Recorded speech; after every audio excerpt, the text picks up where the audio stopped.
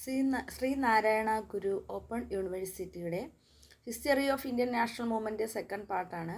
Third സെമ്മാർക്കുള്ളതാണ്. അത് block 1 unit 4 revolutionary trust വിപ്ലവ തീവ്രവാദികളെക്കുറിച്ചാണ് നമ്മൾ നോക്കുന്നത്. വിപ്ലവ തീവ്രവാദികൾ വരാൻ കാരണം എന്തെന്ന് പറഞ്ഞാൽ ബ്രിട്ടീഷുകാരുടെ ഓരോ നീക്കങ്ങളും ഓരോ മൂവ്മെൻറ്റ്സുകൾ ഓരോ ആക്റ്റുകൾ അത് ശരിക്കും ഇന്ത്യക്കാർക്ക് അസഹ്യമായി തോന്നി. അങ്ങനെ അവർ തുടങ്ങി വെച്ച അത് ഒരു വിപ്ലവ തീവ്രവാദി സംഘമാണ് അവർ. അതിൽ മെയിനായിട്ട് ഇവരുടെ ലക്ഷ്യമെന്ന് പറയുന്നത് എങ്ങനെയെങ്കിലും നമ്മളെ രാജ്യം സ്വരാജ്യമാക്കി മാറ്റുക, രാജ്യത്തിന് ബ്രിട്ടീഷുകാരിൽ നിന്ന് സ്വാതന്ത്ര്യം കിട്ടുക എന്നതാണ് ഇവരുടെ ഉദ്ദേശം. ഈ റൗലറ്റ് ആക്ട് മുതലേ ജനങ്ങൾ വളരെ അസഹ്യമായ പീഡനം അനുഭവിച്ചവർക്ക് സഹിക്കവയ്യാതെ പിന്നെ അവർ ഉണ്ടാക്കുന്നതാണ് ഈ ഓരോ സംഘടനകൾ. അതിൽ HSR എന്ന് പറയുന്ന HRA എന്ന് പറയുന്ന സംഘടന രൂപീകരിക്കുന്നതിന് വേണ്ടി മുന്നിട്ട് വന്ന കുറച്ച് ലീഡേഴ്സുമാരുണ്ട്. ഈ ശരിക്കും വിപ്ലവത്തിലോട്ട് വന്ന വിപ്ലവ ടെററിസ്റ്റുകൾ എന്നറിയപ്പെടുന്ന ലീഡേഴ്സുമാരാണ് ജോഗേഷ് ചന്ദ്ര ചാറ്റർജി, സൂര്യ സെൻ, ജാറ്റൻ ദാസ്, ചന്ദ്രശേഖർ ആസാദ്, ഭഗത് സിംഗ്, സുഖ്ദേവ്, ശിവവർമ്മ, ഭഗവതി ചരൺ വോറ, ജയ്ദേവ് കപൂർ. ഇവർ കൊണ്ടുവന്ന സംഘടനയാണ് HRA, ഹിന്ദുസ്ഥാൻ റിപ്പബ്ലിക് അസോസിയേഷൻ എന്നാണ്. 1924 ഇത് വന്നത്. ഇതവർ കൊണ്ടുവന്നത്. ഇതിനെ ഇൻഫ്ലുവൻസ് ചെയ്ത ഒരു സംഭവം എന്ന് പറഞ്ഞാൽ ബ്ലവൻസ്കി റവല്യൂഷനാണ്. അത് പ്രകാരമാണ് അവർ ഈ കമ്മീഷനിൽ ഈ കമ്മ്യൂണിസ്റ്റ് ഗ്രൂപ്പിലോട്ട് അവർ എമർജൻസി ചെയ്തത്. അതിന് ഉദയം കൊണ്ടത്. അപ്പോൾ ഈ revolutionary Indian influenced by the ideologies. അപ്പോൾ ഇവരുടെ ആശയങ്ങളെല്ലാം എന്തിനു വേണ്ടിയുള്ളതായിരുന്നു എന്ന് വെച്ചാൽ അവരുടെ ആ പ്രവർത്തികൾ ആക്ടിവിറ്റീസുകളെല്ലാം അച്ചീവ് ഫ്രീഡം നേടുന്നതിന് വേണ്ടി, നമ്മുടെ ഇന്ത്യയെ സ്വതന്ത്രമാക്കുന്നതിന് വേണ്ടിയായിരുന്നു. അതിനായിട്ട് അവർ 2 സെപ്പറേറ്റ് ആസ്പെക്ട്സിലാണ് ഈ വിപ്ലവകാരികളായ ട്രസ്റ്റുകൾ എടുത്തത്. അത് ഒന്ന് പഞ്ചാബ്, ഉത്തർപ്രദേശ്, ബീഹാർ ആൻഡ് അതർ ബംഗാൾ. പിന്നെ പക്ഷേ ഈ സംഭവം കൊണ്ടുവന്ന് ഇത് എവിടെയെന്ന് വെച്ചാൽ ഈ വിപ്ലവ തീവ്രവാദികൾ കൊണ്ടുവന്ന ഈ സംഘടന ഇങ്ങനൊരു പേര് വിളിച്ച ഇതെവിടെയെന്ന് വെച്ചാൽ പഞ്ചാബ് ആൻഡ് ഉത്തർപ്രദേശിലാണ് ഈ ഓർഗനൈസേഷൻ കൊണ്ടുവന്നവർ. വിളിച്ച ആ ഓർഗനൈസേഷനെ പറയുന്ന പേരാണ് ഹിന്ദുസ്ഥാൻ റിപ്പബ്ലിക് അസോസിയേഷൻ എന്ന്. അപ്പോൾ ഇതിൽ ഫൗണ്ടർ ആരാണെന്ന് ചോദിച്ചാൽ രാം പ്രസാദ് ബിസ്മിൽ, ജോഗേഷ് ചാറ്റർജി ആൻഡ് സജീന്ദ്രനാഥ് സന്യാൽ അറ്റ് കാൺപൂർ. ഇതിൻ്റെ HRA എന്തുകൊണ്ടാണ് അവർ എസ്റ്റാബ്ലിഷ് ചെയ്തത്? അതിൻ്റെ ആ ഒബ്ജക്റ്റീവ് എന്ന് പറയുന്നത്, അവരുടെ ലക്ഷ്യം എന്ന് പറയുന്നത് ഇതാണ്: federal republic of the United state of Indian by an organised armed revolution. നമ്മളെ ഇന്ത്യയെ എന്ത് ചെയ്യുക? നമ്മളെ ഇന്ത്യയെ സ്വതന്ത്രമാക്കുക, റിപ്പബ്ലിക്കാക്കുക. ഇന്ത്യക്കാർക്ക് മാത്രമായി, ഇന്ത്യക്കാരായ ജനങ്ങൾ കണ്ടുപിടിക്കുന്ന ഒരു തലവൻ ഭരിക്കുന്ന ജനാധിപത്യ നാടാക്കി ഇന്ത്യയെ മാറ്റുന്നതായിരുന്നു ഇവരുടെ എയിം. അതിനു വേണ്ടി എന്ത് ചെയ്യുകയാണ്? ഇവരുടെ ലക്ഷ്യം എന്ന് പറയുന്നത്, മെയിനായിട്ടുള്ള ലക്ഷ്യം അത് നേടണമെങ്കിൽ എന്ത് ചെയ്യണം? Overthrow the British colonial റൂളുകളും അവരുണ്ടാക്കിയ ഫെഡറൽ പബ്ലിക് റൂൾസുകളെല്ലാം എടുത്ത് കളയുക. എന്നിട്ട് ഇവിടെ എന്താക്കി മാറ്റണം? Of the United state of India ആക്കി മാറ്റണം. അപ്പം ഇന്ത്യയിൽ അവർ കൊണ്ടുവന്ന എല്ലാ റൂൾസുകളും അവരുടെ റെഗുലേഷനുകളും അവരുടെ ക്രിയേറ്റ് ആയിട്ടുള്ള കാര്യങ്ങളും എല്ലാം അവർ സൃഷ്ടിച്ച എല്ലാ കാര്യങ്ങളും എടുത്ത് കളഞ്ഞിട്ട് ഇന്ത്യ സ്വതന്ത്രമാക്കുക. ഇന്ത്യയിലുള്ള ജനങ്ങൾ അവർ തന്നെ ഒരു തലവനെ തിരഞ്ഞെടുത്ത് ആ തലവനെ കൊണ്ട് അവരുടെ ഒപ്പീനിയനിൽ തന്നെ ഭരണം നടത്തുക, ജനാധിപത്യ രാജ്യമാക്കി മാറ്റണം ഇന്ത്യയെ. അതായിരുന്നു അവരുടെ ലക്ഷ്യം. അങ്ങനെ ഇതിൻ്റെ അനന്തരഫലമായിട്ട് നടന്നതാണ് കക്കോരി കോൺസ്പിറസി കേസ്. ഈ കക്കോരി ഇത് റോബറി എന്താണെന്ന് വെച്ചാൽ കക്കോരി ഗൂഢാലോചനയാണ്, കൊള്ളയടിയാണ്. അത് റോബറി ആയിരുന്നു, കൊള്ളയടിക്കുകയാണ് ചെയ്തത്. സ്വാതന്ത്ര്യ സമരകാലത്ത് ബ്രിട്ടീഷുകാർക്കെതിരായി ഇന്ത്യയിലെ വിപ്ലവകാരികൾ നടത്തിയ ഒരു പ്രതിഷേധമാണ് കക്കോരി സമരം അല്ലെങ്കിൽ കക്കോരി ഗൂഢാലോചന. ബ്രിട്ടീഷ് രാജിനെതിരെ സായുധ വിപ്ലവം എന്ന ആദർശ കേന്ദ്രീകൃതമായ HRA ഹിന്ദുസ്ഥാൻ റിപ്പബ്ലിക് അസോസിയേഷൻ സംഘടനയുടെ നേതൃത്വത്തിലാണ് കക്കോരി സമരം നടന്നത്. 1925 ഓഗസ്റ്റിൽ 9 ഇവരെന്ത് ചെയ്ത് ഷാജഹാൻപൂരിൽ നിന്ന് ലക്നൌവിലേക്കുള്ള ട്രെയിൻ കക്കോരിയിൽ വെച്ച് ചങ്ങല വലിച്ചു നിർത്തി ബ്രിട്ടീഷ് സർക്കാരിൻ്റെ വക പണം കൊള്ളയടിച്ചു. അതാണ് ഈ കക്കോരി കോൺസ്പിറസി എന്ന് പറയുന്നത്. റോബറിയാണ് ചെയ്തത്, കൊള്ളയടിക്കുകയാണ് ചെയ്തത്. പണം തട്ടിയെടുത്ത സംഭവം 1.5 വർഷം നീണ്ട വിചാരണയ്ക്ക് ഒടുവിൽ രാമപ്രസാദ് ബിസ്മിൽ, അഷ്ഫഖുല്ല, റോഷൻ സിംഗ്, രാംചന്ദ്ര ലഹേരി എന്നിവർ 1927 ഡിസംബർ 18, 19, 20 തീയതികളിൽ തൂക്കിലേറ്റപ്പെടുകയും ചെയ്തു. ഈ കാരണത്താൽ ഇതാണ് കക്കോരി കോൺസ്പിറസി. 16 കിലോമീറ്റർ കക്കോരി ഗ്രാമം ഉത്തർപ്രദേശിലാണ് ഈ കക്കോരി ഗ്രാമം, കക്കോരി പ്രദേശം എന്ന് പറയുന്നത്. അത് 16 കിലോമീറ്റർ അകലെയുള്ള പട്ടണത്തിലാണ് ശരിക്കും കവർച്ച നടന്നത്. ഈ കക്കോരി എന്ന് പറയുന്നത് ഉത്തർപ്രദേശിൻ്റെ തലസ്ഥാനമാണ് ലക്നൌവിൽ നിന്ന് 16 കിലോമീറ്റർ അകലെയാണ്. ഇത്രയും കാര്യം ഇതിനെക്കുറിച്ച് നമുക്ക് മനസ്സിലാക്കി വെച്ചിരുന്നാൽ മതി. ഇത് പ്രകാരമാണ് ഹിന്ദുസ്ഥാൻ സോഷ്യൽ റിപ്പബ്ലിക് അസോസിയേഷൻ എന്നത്, HSRA. അപ്പോൾ ഈ കക്കോരി കേസിൻ്റെ മേജർ ഡിസപ്പോയിൻമെൻറ്റ് ആയിട്ട് ഇത് കൂടുതലും എവിടെയാണ് ഇതിനെ കൂടുതലും നടന്നതെന്ന് വെച്ചാൽ നമുക്ക് ഉത്തർപ്രദേശാണെന്ന് പറയുമ്പോൾ നോർത്ത് ഇന്ത്യയാണെന്ന് നമുക്ക് മനസ്സിലാവും. അപ്പം ബിജോയ് കുമാർ സിൻഹ, ശിവവർമ്മ, ജയ്ദേവ് കപൂർ ആൻഡ് ഭഗത് സിംഗ്, ഭഗവതി ചരൺ വോറ ആൻഡ് സുഖദേവ് പഞ്ചാബ് ഇവരെല്ലാവരും കൂടെ ഒരു തീരുമാനം എടുത്തു. ഇതിനെ റീഓർഗനൈസ് ചെയ്യണം. ഏതിനെയും ഈ HRA റീഓർഗനൈസ് ചെയ്യണം എന്നവർ തീരുമാനിച്ചു. അത് പ്രകാരം അവരെന്ത് ചെയ്തു? ഇതിൻ്റെ ലീഡറായ ചന്ദ്രശേഖർ ആസാദിനെ, പിന്നെന്താണ്, ആൾ ഓഫ് ദ മെറ്റഡ് ഫിറോസ് ഖാൻ കോൾട്ട ഗ്രൗണ്ട് ഇൻ ഡൽഹിയിലെ ഫിറോസ് ഖാൻ ഗ്രൗണ്ടിൽ വെച്ച് എന്ത് ചെയ്തു? 9-ാം തീയതി 9-10 സെപ്റ്റംബർ മാസം 9-10 1928 സെപ്റ്റംബർ മാസം 9-10 ഡേറ്റുകളിൽ ഇവരിത് ഈ നാമത്തെ ചേഞ്ച് ചെയ്ത് Hindustan Republic Association to Hindustan Socialist Republic Association എന്നാക്കി. അപ്പോൾ ഹിന്ദുസ്ഥാൻ റിപ്പബ്ലിക് അസോസിയേഷൻ ആയിരുന്നതിനെ എന്താക്കി? ഹിന്ദുസ്ഥാൻ സോഷ്യലിസ്റ്റ് റിപ്പബ്ലിക് അസോസിയേഷൻ എന്നാക്കി. അങ്ങനെ ഇതിൻ്റെ ലക്ഷ്യം എന്ത് തന്നെയാണ്? Federal republic of the United States of India. ഇന്ത്യക്ക് എന്ത് കിട്ടുക? സ്വാതന്ത്ര്യം കിട്ടുക. ഇതാണ്. പിന്നെ വരുന്നത് സൈമൺ കമ്മീഷനാണ്. സൈമൺ കമ്മീഷൻ എന്ന് പറയുമ്പോൾ ഇന്ത്യൻ സ്റ്റാറ്റ്യൂട്ടറി കമ്മീഷൻ എന്നും അറിയപ്പെടുന്നു. ബ്രിട്ടീഷ് പാർലമെൻറ്റിലെ 7 അംഗങ്ങൾ ഈ ഗ്രൂപ്പിലുണ്ട്.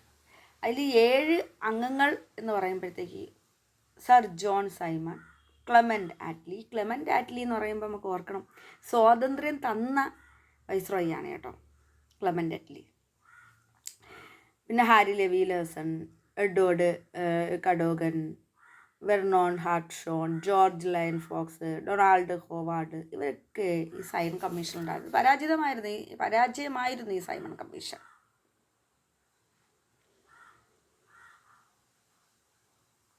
സൈമൺ കമ്മീഷൻ എന്താണെന്ന് നമുക്ക് നോക്കാം. 1919 ഗവൺമെൻറ് ഓഫ് ഇന്ത്യ ആക്ടിൽ നടപ്പാക്കിയ ഭരണത്തിൻ്റെ പ്രവർത്തനം വിലയിരുത്തുന്നതിനായി ബ്രിട്ടീഷ് സർക്കാർ 1927 നവംബറിൽ നിയോഗിച്ച 7-അംഗ പാർലമെൻ്ററി സമിതിയാണ്. Simon commission Indian statutory commission എന്ന് ഔദ്യോഗിക നാമമുള്ള ഈ സമിതിയുടെ ചെയർമാനായ ജോൺ സൈമണിൻ്റെ പേരിലാണ് അത് അറിയപ്പെട്ടത്. സമിതി അംഗങ്ങളിൽ ഒരാളായിരുന്ന ക്ലെമൻ്റ് ആറ്റ്ലി പിൽക്കാലത്ത് പ്രധാനമന്ത്രിയായിരിക്കെയാണ് ഇന്ത്യ സ്വതന്ത്രമായത്. സൈമൺ കമ്മീഷനിലെ ഇന്ത്യക്കാരെ ഉൾപ്പെടുത്താത്തതിനാൽ ഇന്ത്യയിൽ വരുന്ന അവസരത്തിൽ അത് സഹകരിക്കേണ്ടതില്ല എന്ന് ഇന്ത്യൻ നാഷണൽ കോൺഗ്രസ് തീരുമാനിക്കുകയും ഡോക്ടർ അൻസാരി അധ്യക്ഷനായ 1927 മദ്രാസ് സമ്മേളനത്തിൽ സൈമൺ കമ്മീഷൻ ബഹിഷ്കരണം സംബന്ധിച്ച പ്രമേയം പാസാക്കുകയും ചെയ്തു. മുഹമ്മദ് അലി ജിന്നയുടെ നേതൃത്വത്തിൽ മുസ്ലിം ലീഗിൻ്റെ ഒരു വിഭാഗം സൈമൺ കമ്മീഷനെ ബഹിഷ്കരിക്കാൻ തീരുമാനിച്ചു. സൈമൺ കമ്മീഷനുമായി സഹകരിച്ച് ആവശ്യമായ വിവരങ്ങൾ നൽകാൻ വൈസ്രോയി ഇർവിൻ പ്രഭു ഒരു കമ്മിറ്റി സംഘടിപ്പിച്ചു. അപ്പോൾ അന്നത്തെ വൈസ്രോയി ഇർവിൻ പ്രഭു ആയിരുന്നു. സർ സി ശങ്കരൻ നായരായിരുന്നു അതിൻ്റെ അധ്യക്ഷൻ. അദ്ദേഹം മലയാളിയാണ്. INC-യിൽ തന്നെ ഉള്ള ഏക മലയാളി എന്ന് പറയുന്നത്, പ്രസിഡൻ്റായിരുന്ന മലയാളി എന്ന് പറയുന്നത് സി ശങ്കരൻ നായരായിരുന്നു.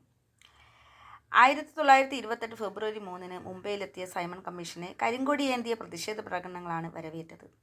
കമ്മീഷൻ പോയ സ്ഥലങ്ങളിലെല്ലാം പ്രതിഷേധം അലയടിച്ചു. സൈമൺ ഗോ ബാക്ക് എന്ന മുദ്രാവാക്യം ഇന്ത്യയൊട്ടാകെ മുഴങ്ങി. ഈ മുദ്രാവാക്യത്തിൻ്റെ ഉപജ്ഞാതാവ് യൂസഫ് മെഹ്റലി ആണ്. ജനകീയ എതിർപ്പ് തകർക്കാൻ ഗവൺമെൻറ് ക്രൂരമായ അടിച്ചമർത്തലുകളും പോലീസ് അതിക്രമങ്ങളും ഉപയോഗപ്പെടുത്തി. ലാഹോറിൽ സമരപരിപാടികൾക്ക് നേതൃത്വം നൽകിയ ലാലാ ലജപത് റായി ആയിരുന്നു ലാഹോർ അസംബ്ലിയിലേക്ക് സൈമൺ കമ്മീഷന് വഴിയൊരുക്കുന്നതിന് വേണ്ടി സമരക്കാർക്കു നേരെ പോലീസ് നടത്തിയ ലാത്തിചാർജിൽ ലാലാ ലജപത് റായിക്ക് ഗുരുതരമായി പരിക്കേറ്റു. ആശുപത്രിയിൽ പ്രവേശിക്കപ്പെട്ട അദ്ദേഹം താമസിക്കാതെ 1928 നവംബർ 17 മരണമടഞ്ഞു. 1930 മെയ് മാസത്തിൽ സൈമൺ കമ്മീഷൻ റിപ്പോർട്ട് സമർപ്പിച്ചു. ഭരണം അവസാനിപ്പിക്കുന്നതിനും പ്രവിശ്യകളിൽ പ്രാതിനിധ്യ സ്വഭാവമുള്ള ഭരണകൂടം സ്ഥാപിക്കുന്നതിനും റിപ്പോർട്ട് ശുപാർശ ചെയ്തു. പ്രത്യേക നിയോജക മണ്ഡലങ്ങൾ എന്ന ആശയം തുടരണമെന്നാണ് കമ്മീഷൻ നിർദ്ദേശിച്ചത്. സൈമൺ കമ്മീഷൻ റിപ്പോർട്ടിലെ പല ശുപാർശകളും 1935 ഇന്ത്യ ഗവൺമെൻറ് നിയമത്തിലൂടെ പ്രചാരത്തിൽ വരികയുണ്ടായി. സൈമൺ കമ്മീഷൻ റിപ്പോർട്ട് പുറത്തുവരും മുമ്പ് മോത്തിലാൽ നെഹ്റു തയ്യാറാക്കിയ നെഹ്റു റിപ്പോർട്ടും പുറത്തു വരികയുണ്ടായി. അപ്പം ഈ പഞ്ചാബ് എന്ന് വെച്ചാൽ പഞ്ചാബിൻ്റെ സിംഹം എന്നാണ് ലാലാ ലജപത് റായ് എല്ലാവരും അറിയപ്പെട്ടിരുന്നത്. അദ്ദേഹം HSRAയിലെ ഒരു മെമ്പറും കൂടിയായിരുന്നു. അപ്പോൾ അദ്ദേഹം 1928 നവംബർ 17 അദ്ദേഹം മരണപ്പെടുകയുണ്ടായി. അത് കഴിഞ്ഞിട്ട് ഇവരെന്താണ്, ഭഗത് സിംഗ്, ചന്ദ്രശേഖർ ആസാദ്, രാജ്ഗുരു ഇവരെല്ലാവരും കൂടെ ഈ ലാലാ ലജപത് റായിയെ കൊന്ന IPS കാരൻ, ഒരു SP കാരനുണ്ട്, ജോൺ P. സാൻഡേഴ്സ് എന്നാണ് അയാളുടെ പേര്. അയാളൊരു പോലീസ് ഓഫീസറാണ്. ഇങ്ങേര് പോലീസുകാർ ഇവരെയൊക്കെ അറസ്റ്റ് ചെയ്ത് ഇതിൽ നിന്നൊക്കെ രക്ഷപ്പെടുത്താൻ വേണ്ടി ലാലാ ലജപത് റായ് ബലിയാടാവുകയാണ് ചെയ്തത് ഇന്ത്യക്ക് വേണ്ടി.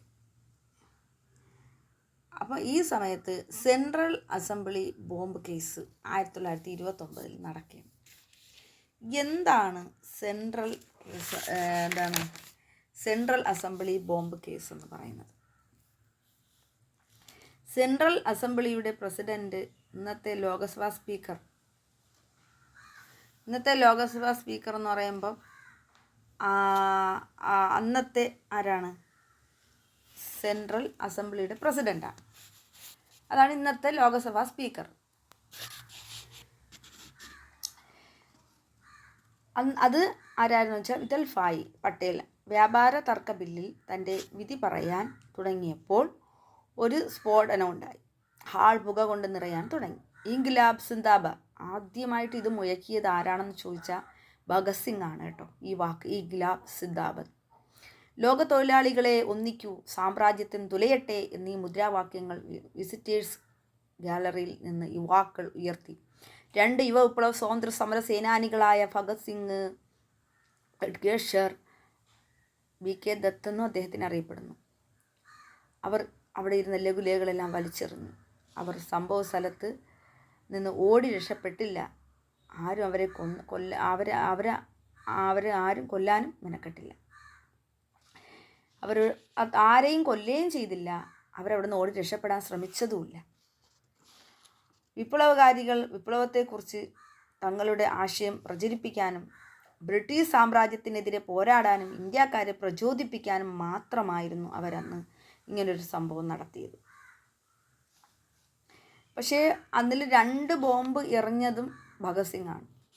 പക്ഷേ കൂടെ നിന്ന ആരെയാണ്? ഖഡ്ഗേശ്വർ ദത്തിനെയും എന്ത് ചെയ്തു? അറസ്റ്റ് ചെയ്യുകയാണ് ചെയ്തത്. രണ്ടുപേരെയും ജൂൺ 12 1929 ജീവപര്യന്തം ഗതാഗത ശിക്ഷ വിധിക്കുകയും ചെയ്തു. അതേസമയമാണ് ASP ജോൺ സാൻഡേഴ്സിൻ്റെ കൊലപാതക കേസ്. അന്ന് ആ കേസിൽ കുറ്റാരോപിതനായ ഭഗത് സിംഗുമായി ബന്ധപ്പെട്ടിരുന്നു. രാജഗുരു, സുഖദേവ് ഥാപ്പർ എന്നിവരോടൊപ്പം 1931 മാർച്ച് 23 കൊലപാതക കേസിൽ അദ്ദേഹത്തെയും തൂക്കിലേറ്റി, ഭഗത് സിംഗിനെയും തൂക്കിലേറ്റി.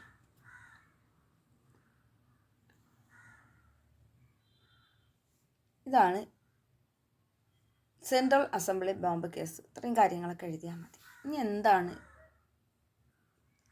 ചിറ്റഗോങ് ആർമറി എന്ന് പറയുന്നത് എന്ന് വെച്ചാൽ ആയുധപ്പുരകളിലുണ്ടായ ആക്രമണമാണ്. ചിറ്റഗോങ് എന്ന് പറയുന്ന ആയുധപ്പുര ബംഗ്ലാദേശാണ്. ഇന്നത്തെ ബംഗ്ലാദേശാണ് അന്നത്തെ ചിറ്റഗോങ്. ഇവിടെയും HSRA മെമ്പേഴ്സ്മാർ തന്നെയാണ്. അവർ അവിഭക്ത ഇന്ത്യയുടെ ഇന്നത്തെ ബംഗ്ലാദേശ് ചിറ്റാഗോങ് പ്രവിശ്യയിലെ പോലീസിൻ്റെയും മറ്റ് അനുബന്ധ സേനകളുടെയും പ്രധാന ആയുധശാലയായ ചിറ്റഗോങ് എന്ത് ചെയ്തു? സൂര്യസെന്നിൻ്റെ നേതൃത്വത്തിലുള്ള ആയുധധാരികളായ വിപ്ലവകാരികൾ പിടിച്ചെടുത്തു. അവിടെ സ്വാതന്ത്ര്യം പ്രഖ്യാപിച്ചുകൊണ്ട് മാസ്റ്റർ ഭായിയുടെ നേതൃത്വത്തിൽ പ്രാദേശിക വിപ്ലവം ഗവൺമെൻറ് പ്രഖ്യാപിച്ചു. പക്ഷേ പതാക ഉയർത്തി എന്തെല്ലാം ചെയ്തിട്ടും ബ്രിട്ടീഷുകാർ എന്ത് ചെയ്തു? ഇവരെ തിരിച്ചടിക്കുകയാണ് ചെയ്തത്.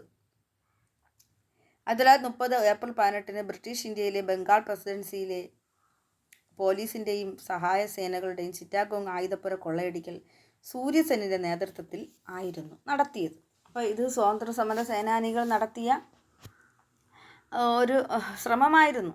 സേനാനികൾ ബ്രിട്ടീഷുകാർക്കെതിരെ നടത്തിയ ഒരു ശ്രമമായിരുന്നു ചിറ്റഗോങ് ആയുധപ്പുര ആക്രമണം. അപ്പോൾ ബ്രിട്ടീഷ് കൊളോണിയൽ ഭരണത്തിൽ നിന്ന് ഇന്ത്യയെ മോചിപ്പിക്കാനായി സായുധ പ്രക്ഷോഭങ്ങൾക്ക് വേണ്ടി വാദിച്ച വിപ്ലവകരമായ ഇന്ത്യൻ റിപ്പബ്ലിക്കൻ ആർമിയിൽ പെട്ടവരായിരുന്നു ഈ ആക്രമണം നടത്തിയത് എന്ന് വെച്ചാൽ HSRA. ചിറ്റഗോങ്ങിൽ 2 പ്രധാന ആയുധപ്പുരകളാണ് അവർ പിടിച്ചെടുത്തത്. തുടർന്ന് ടെലിഗ്രാഫ്, ടെലിഫോൺ ഓഫീസുകൾ എല്ലാം എന്ത് ചെയ്തു? അവർ തകർത്തു. യൂറോപ്യന്മാരെ കിട്ടിയവരെയൊക്കെ വധിക്കുകയും ചെയ്തു. ആ രാത്രി ഗണേഷ് ഘോഷ് പോലീസ് ആയുധപ്പുര പിടിച്ചെടുത്തു. ഈ റെയ്ഡ് ആർമി അറിയപ്പെടുന്നതാണ് ഇന്ത്യൻ റിപ്പബ്ലിക് ആർമി. അതിനുശേഷം വിപ്ലവകാരികൾ പോലീസ് ആയുധപ്പുരയ്ക്ക് പുറത്ത് ഒത്തുകൂടി. സൂര്യസെൻ സൈനിക സല്യൂട്ട് സ്വീകരിച്ചു.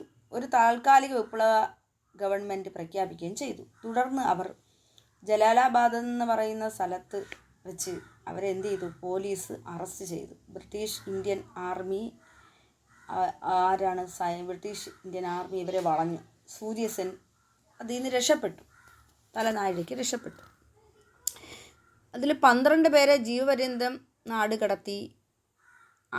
പിന്നെ 16 ഫെബ്രുവരി 1933 സൂര്യസെന്നിനെ അറസ്റ്റ് ചെയ്തിട്ട് 1934 12 ജൂണിന് അദ്ദേഹത്തിനെ തൂക്കിലേറ്റി കൊല്ലുകയും ചെയ്തു.